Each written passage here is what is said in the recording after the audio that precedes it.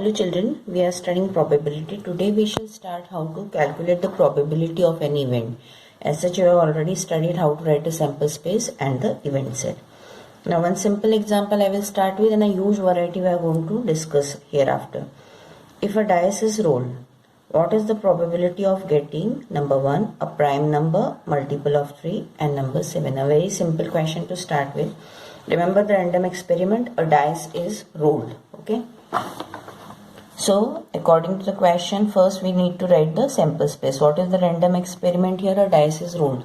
So you know when a dice is rolled 1 to 6, any number you can see, because a dice has got 6 faces, right? So all the possibilities are you are able to see either of the 6 number 1, 2, 3, 4, 5 and 6. So this is our sample space, set of all the possible outcomes.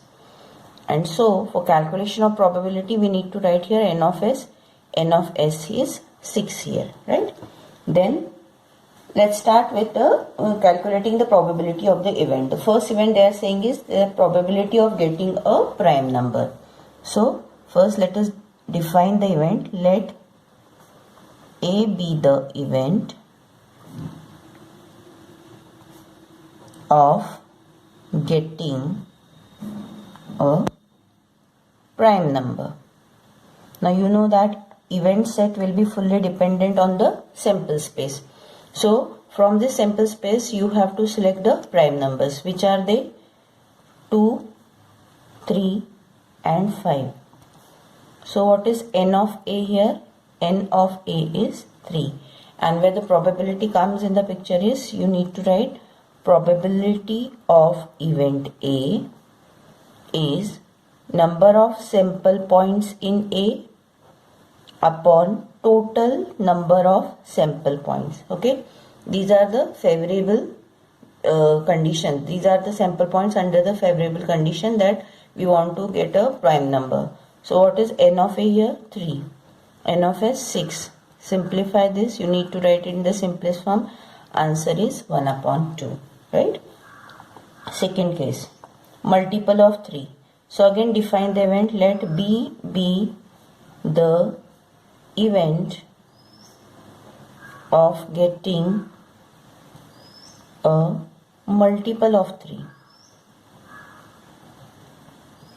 So B will be selecting the sample points only which satisfy this condition. Which are the multiples of 3 here? 3 and 6. That's it. So 3, 6. What is n of B here? N of B is 2. Therefore probability of event B is n of B upon n of S, that is 2 upon 6, that is 1 upon 3. Third case, number 7. So let C be the event of getting number 7 on the upper face, right? So what do you observe, children? Here we can get the numbers up to 6 only. There is no question of getting number 7 over there. So what kind of set it will be? It will be an empty set, and the cardinal number of this set will be what? 0. So probability of event C to happen, again n of C upon n of S, 0 upon 6. What is the answer? 0. It's an impossible event. It's not going to happen. So this way you need to write the sample space, define the event set and accordingly get the proper probability of that event. Now next question. When two coins are tossed together, question is, when two coins are tossed together, what's the probability of getting different faces on the coins? So here first two coins are tossed together. So write the sample space. Sample space you know will be what? Both heads, both tails, a head and a tail, tail and a head. What is n of S here? 4. Now define the event. Let A be the event of getting different faces on the coins. Let A be the event of getting different faces on the coins. So different faces means what? The faces cannot be same. So these two points will be eliminated, HT and TH. What is N of A here? N of A is 2. So probability of event A is what? N of A upon N of S, that is 2 by 4, that is 1 upon 2, right? Now some more events I will be adding from other question over here. Other question is asking, if 2 coins are tossed, what is the probability of getting 2 heads? So let B be the event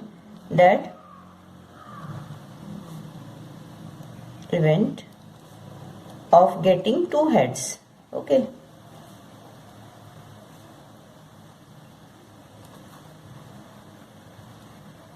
So there is only one possibility that both will be head, HH, right? N of B is 1. Therefore, probability of event B to happen is N of B upon N of S, that is 1 upon 4, right? Next one, no head. No head means which sample point will be taken, children? Here I am explaining you only one. No head means TT.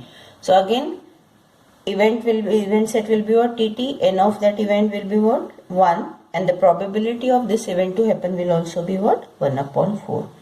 Next event is, let C be the event. I am clubbing two questions here. Let C be the event of getting at least 1 head.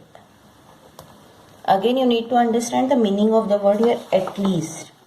At least 1 head means minimum 1 head is compulsory here, right? More than 1 heads will also do, but at least 1 head should be there. Okay. So, HH, will it be accepted here? The answer is yes, because it is more than 1. TT cannot be accepted because come se come 1, at least 1 is to be there, neither 1 also head is not there, right? So TT will be dropped. HT, yes. TH is again accepted here. N of C is 3. So probability of C to happen is N of C upon N of S. N of C is 3 upon 4. That is the answer.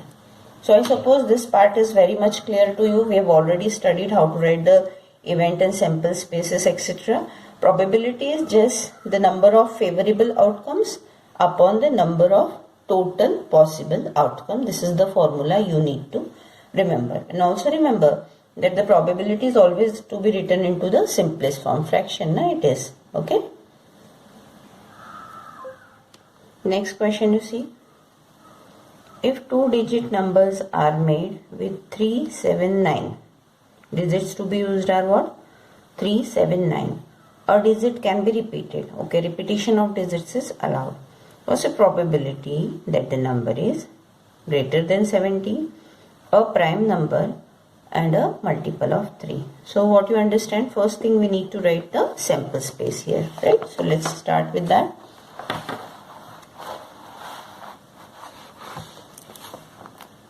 Sample space I am writing. Now check out here which all digits we can use. They are 3, 7 and 9. 3, 7, 9. Repetition of digits is allowed and they are 2-digit numbers. Okay.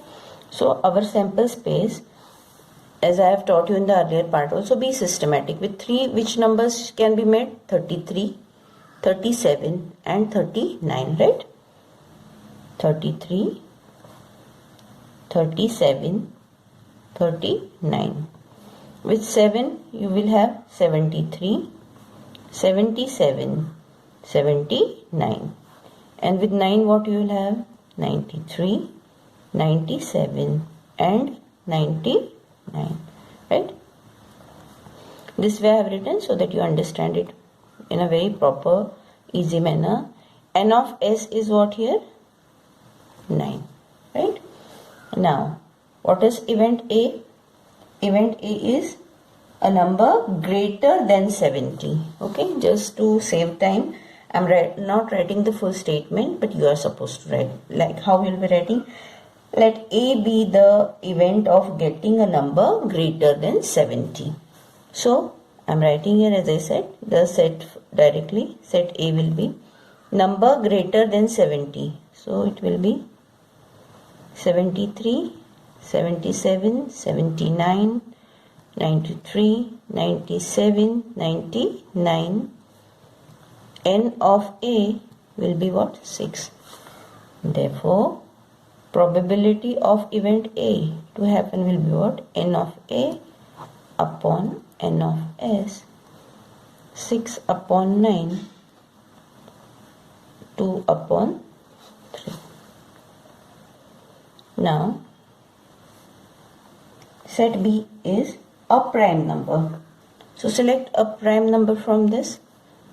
37, 73, 79, then 97. So N of B is what? 4 here, right? So P of B will be what? N of B upon N of S, 4 upon 9, cannot be simplified further. C, a multiple of 3. Event C, to get a multiple of 3. 33, 39, then 93 and 99. So N of C is what here? 4. So what is P of C? N of C upon N of S, that is 4 upon 9, right? Next question.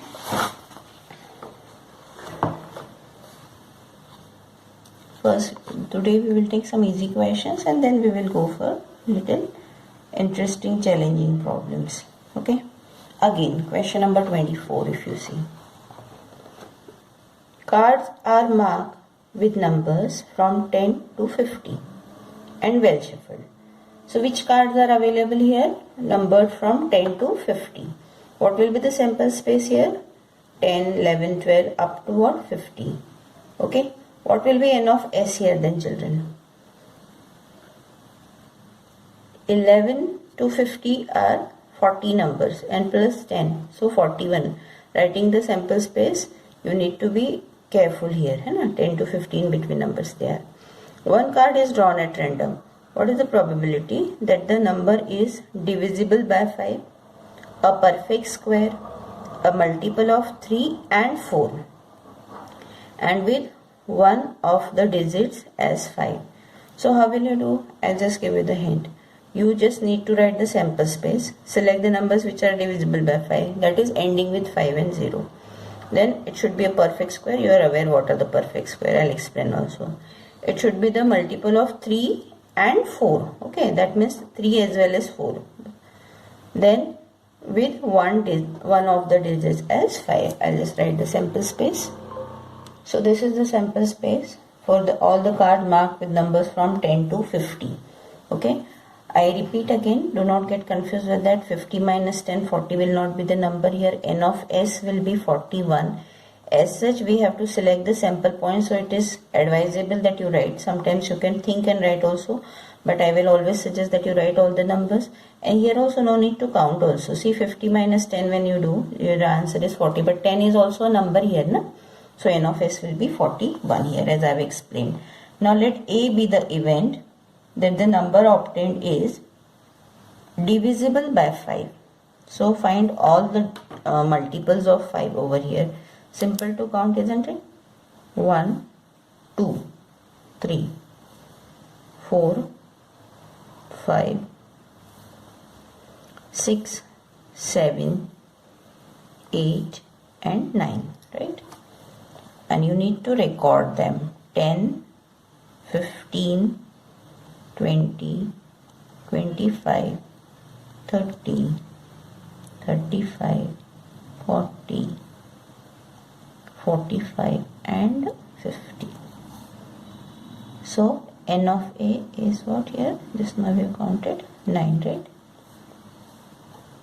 Therefore, probability of event A, P of A, n of A upon n of S, 9 upon 41. First answer.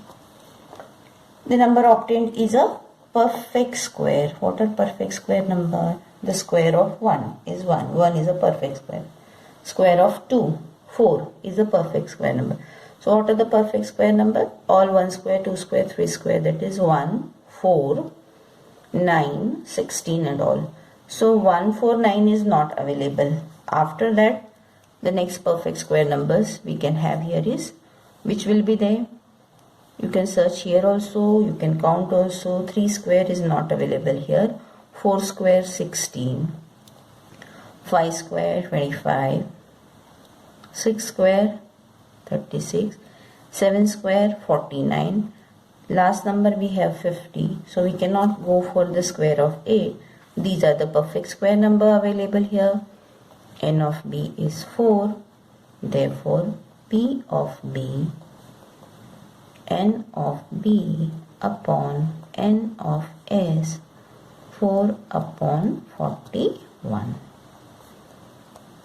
Event C is a multiple of 3 and 4. See, it is not 3 or 4. It is 3 and 4. So it should be divisible by 3 as well as 4. So in short, it should be divisible by 12, isn't it? So which are the multiples of 12 here? 12, 48. Beyond that again we cannot go. 50 is our greatest number available here. So P of C is N of C upon N of S, 4 upon 41. Last one, with one of the digits 5. Any one digit should be 5. So starting from here, 15 is the option available here, right? After 15, where you see the number 5 over here, that comes only in 25, right? After 25, it comes in 35. 35, later on you have 45, and the last number you have here is 50. So how many? 1, 2, 3, 4 and 5. 15, 25, 35, 45 and now 50. Okay, so N of D is 5. So probability of event D to happen will be N of D upon N of S, 5 upon 41 is the answer. More sums you just read and let me know if you have any difficulties. So next class I will conduct the questions which are on your difficulties, but many questions you can do yourself. One more I will show. For example, this is the game shown here, 1 to 12 numbers. Can you see here? Question is, a game of chance has a spinning arrow pivoted at the center of the dial as shown in the figure.